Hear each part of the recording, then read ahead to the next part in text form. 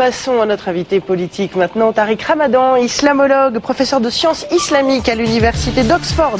On lui reproche souvent son double discours. Il a en tout cas été entendu par la mission parlementaire sur le port de la burqa qui rendra ses conclusions ce mois-ci. En attendant, la classe politique se divise sur la manière d'interdire le voile intégral. Tariq Ramadan, bonjour. Bonjour. Soyez le bienvenu. Bonne année à vous. À vous aussi. Merci. Alors, c'est vrai, le port du voile intégral est unanimement condamné par la classe politique française. Par vous aussi? Oui, bien sûr. Est-ce que c'est pour les mêmes raisons? Je ne sais pas si c'est pour les mêmes raisons. En tout cas, mes raisons à moi, c'est que je pense d'abord que ce n'est pas une prescription islamique, même si une toute petite minorité de savants musulmans le défendent, je ne le défends pas.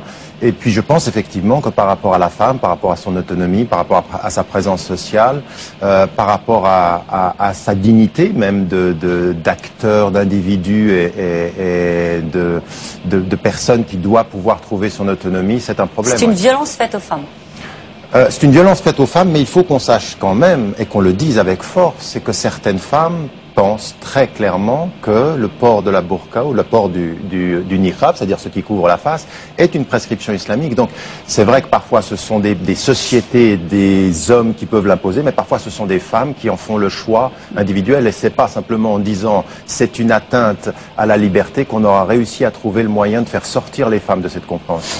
Manuel Valls dit, il est favorable à l'idée d'une loi pour interdire le port du voile intégral. Il dit le port du voile n'est pas une affaire de religion, il est le fruit d'une revendication extrémiste d'extrémistes qui testent la République. Est-ce que c'est le cas? Est-ce que les femmes qui portent la burqa sont des extrémistes qui testent la République? Non, je crois que ça, ce sont des perceptions qui sont tout à fait simplistes par rapport au problème.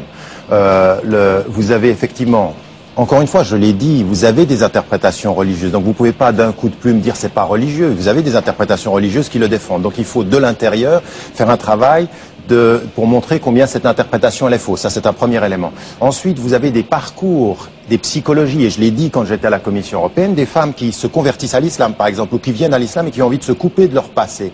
C'est une attitude psychologique par rapport à leur passé. Vous ne pouvez pas leur dire ce sont des extrémistes, ce sont des personnes qui passent des étapes. À elles, vous ne leur dites pas que vous êtes extrémiste, vous essayez de comprendre ce qui est en train de se passer. Et maintenant, vous avez effectivement des attitudes qui sont des attitudes extrêmes, parfois avec une interprétation très très littéraliste, vis-à-vis desquelles il faut aussi un autre travail. Donc il ne faut pas généraliser et simplifier les choses. Il y a de plus en plus de femmes qui portent le voile intégral. Est-ce que ça vous pose un problème? Oui, ça me pose un problème, mais j'aimerais rappeler en termes de chiffres, et on l'a dans d'autres pays européens, c'est pas simplement en France qu'il faut regarder les choses, c'est que proportionnellement au nombre de musulmans et de musulmanes aujourd'hui en Europe, la proportion de femmes qui portent la burqa ou le niqab a diminué. C'est-à-dire qu'il ne faut pas regarder les choses en chiffres absolus, il faut regarder les choses en termes de comparaison.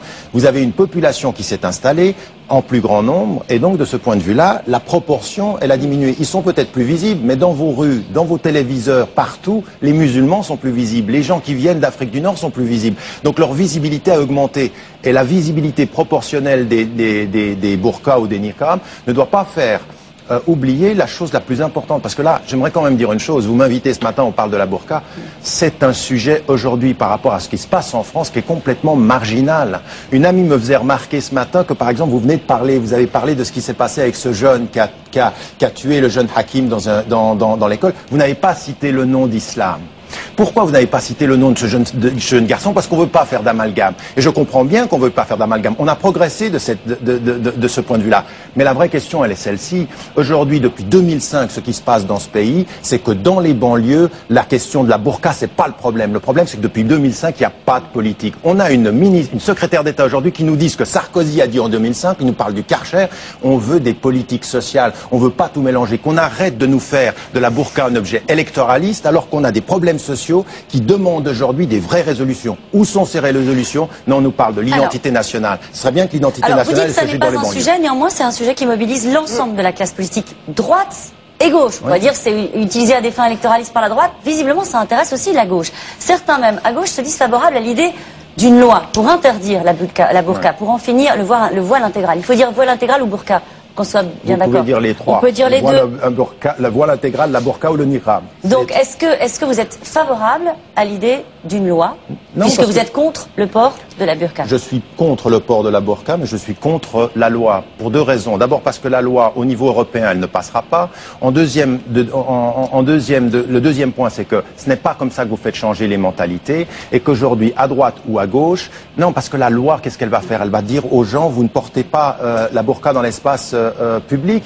Et qu'est-ce qu'elles vont faire, ces femmes? Ces femmes dont vous parlez en termes de psychologie ou en termes de compréhension de l'islam, elles vont rester à la maison. Donc, ça ne va Donc qu'est-ce pas... qu'on fait? Qu'est-ce que vous proposez, vous? Que dit l'islam à ces femmes-là?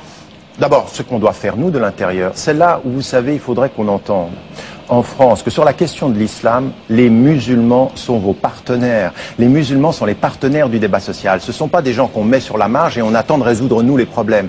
De l'intérieur, ce que nous avons à faire, et nous le faisons, et c'est ce pourquoi, en termes de proportion, ça diminue le port de la burqa, c'est qu'on fait un travail d'éducation en disant que ça n'est pas une prescription islamique, il faut aller à l'encontre de cette compréhension-là. Donc il y a un vrai travail. Mais ça marche Ensuite, pas? Mais si, ça marche, puisque proportionnellement, ça diminue par rapport à la visibilité. Contrairement à ce qu'on est en train de dire, les chiffres nous disent quelques centaines. Vous faites une loi pour quelques centaines de personnes, mais quand les femmes des grands princes pleins d'argent, les pétromonarques vont venir, qu'est-ce que vous allez leur faire? Vous allez les cacher sur la place publique pour pas qu'on les voie? Parce qu'elles ont l'argent qui, elles, leur donneront l'exception, alors que ce sont les pauvres jeunes filles, aujourd'hui, qui subiront les pénalités de la loi avec des contraventions. Alors justement, le principe de la loi, de la proposition de loi voulue par Jean-François Copé et une vingtaine de parlementaires, c'est quoi? Une aberration, l'idée de mettre des amendes de 750 € à des femmes qui Écoutez, porteraient la burqa. Comment est-ce que vous